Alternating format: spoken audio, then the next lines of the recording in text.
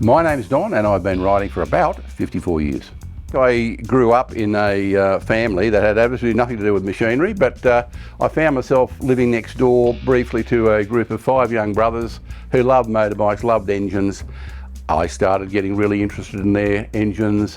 One of my schoolmates at a very early age bought a Ducati 250, fell in love with that, and when I went to get my licence, didn't own a bike, I rode his little Ducati up to Waitara, motor registry and got my licence, and I have not stopped riding since. My first bike actually was one I never got going. It was a Harley Davidson 1012, a 1250 Harley Davidson, which was about 1946, same sort of idea as the WLA.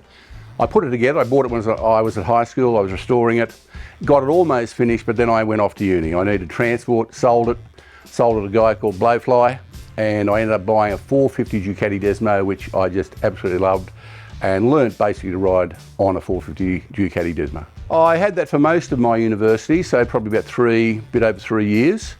Sold it at the end of the day because I was broke. I sold it for $450 and a pack of cigarettes. The next one, I guess, was a 750 Honda K1. It was, one of the really early ones. I bought that from a friend's estate. Look, the one I really loved was a 900 SS Ducati 1975 version. Didn't know at the time only 80 of them came into the country. There's only about 240 of them, 250 of them made.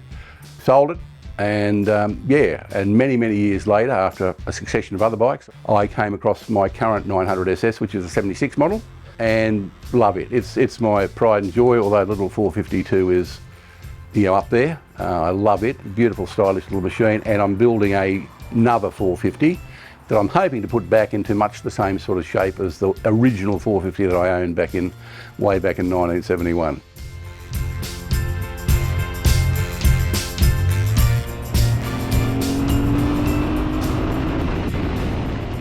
This was a thoroughbred racing bike that they put on the street, and believe me, it does race. I could never do justice to what this bike is capable of doing, but I thoroughly appreciate being on board it when I'm actually doing it. I still think that the shape is iconic.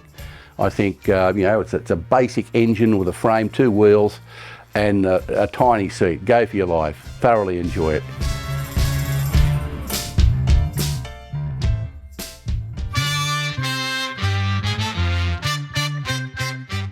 Really the only mod but it was a very important mod for me, because it was actually quite a scrappy machine when I bought it. A lot of things weren't working properly and parts were just not quite up to scratch, but the previous owner had put it back to a right-hand gear change. The original 75 that I owned was right-hand. The 76 model the Americans made them all change to left-handed to comply with their requirements, and that first 76 gear change is pretty well recognised as not terribly good, very sloppy, very indirect. So when he put it back to the right-hand side gear change, I thought, fantastic modification, left it at that. So it's basically a 76 model with a right-hand gear change. What else I've done to that basically is put it back to as original as I can. It's obviously got some upgraded things, like it's got an electronic ignition system that is far more modern than the original one. It's got a big end now, which is the larger step big end. It's got higher compression piston. So there's things like that, but fundamentally it is a 76 model that I think everything that I could do to it to make it the most rideable and best version of itself has been done to it. So yeah. I think they just have a charm of their own. I mean, they are just beautifully balanced, beautifully engineered motorcycles that they're just the most delightful bikes to ride. They are solid, you've heard the expression on rails, they are on rails. Incredibly torquey engine, great note, I mean the great sound.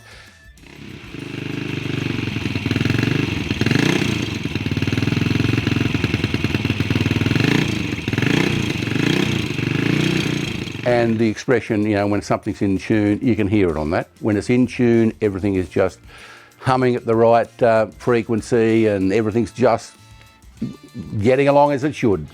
A fantastic sound. Plus, I think they are a work of art. They really are, to my way of thinking, a very, very stylish machine.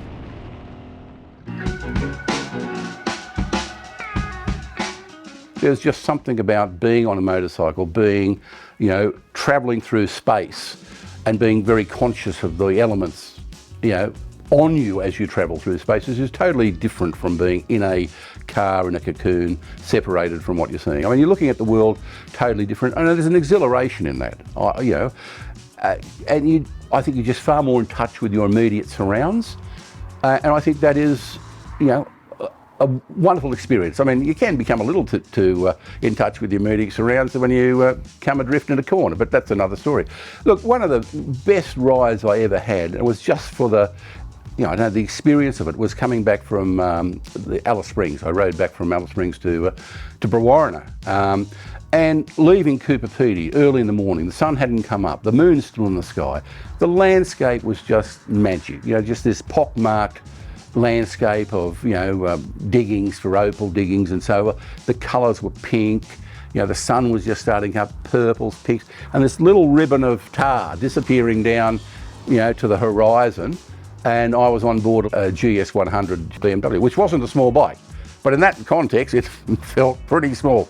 But it was just a delightful sensation. It was just a wonderful visual, oral experience being out there. I was the only thing on the road.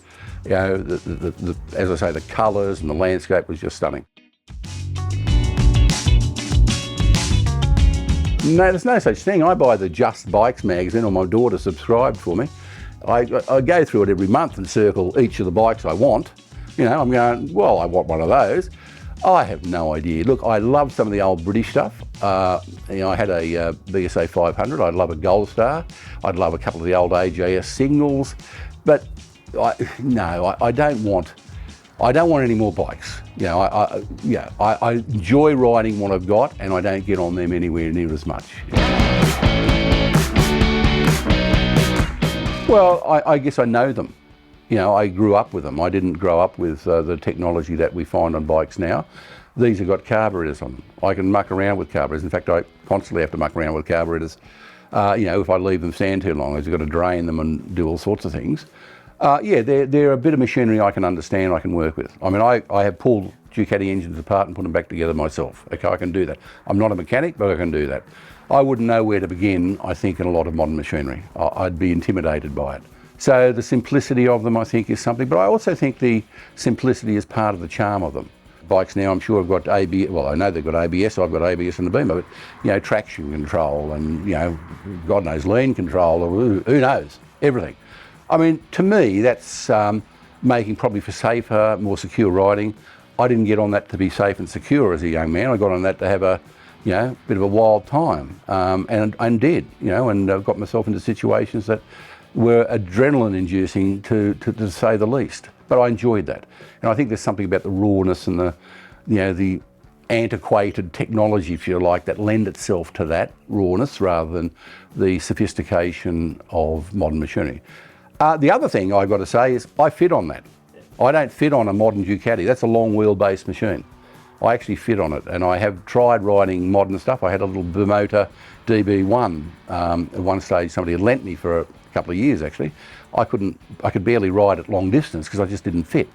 There was your short wheelbase, completely enclosed, fiberglass seat and so forth. Yeah, so I don't fit on a lot of those more modern racing style bikes.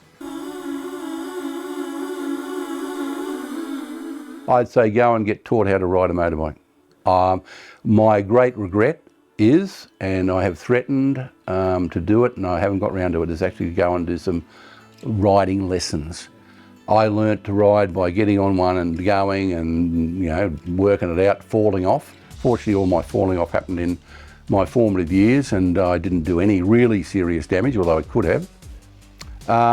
It was trial and error, but I don't ride anywhere near as well as I think somebody who has been shown how to ride properly. I'm here because of good luck more than good management and skill, and lots of motorcyclists aren't. I think the way to enhance your chances and have a better riding experience is to go and learn how to do it properly and get some lessons around doing that. I find it an exhilarating experience, even when it's a more of a chore daily commute, I still find it far more exhilarating than getting in a car and doing the same thing. I find that connection with your immediate environment just really a wonderful sensory experience. I like the fact there is skill actually involved in doing something on a motorcycle where there's no, well, I don't think the skills of driving a car and commuting and so on are anything like the skills you have to bring to bear riding a motorcycle. I love the oral, I love the sensory, I love the smells, all of it. It's just a great, raw, exciting experience. And I don't think we're ever too old to enjoy those sort of experiences.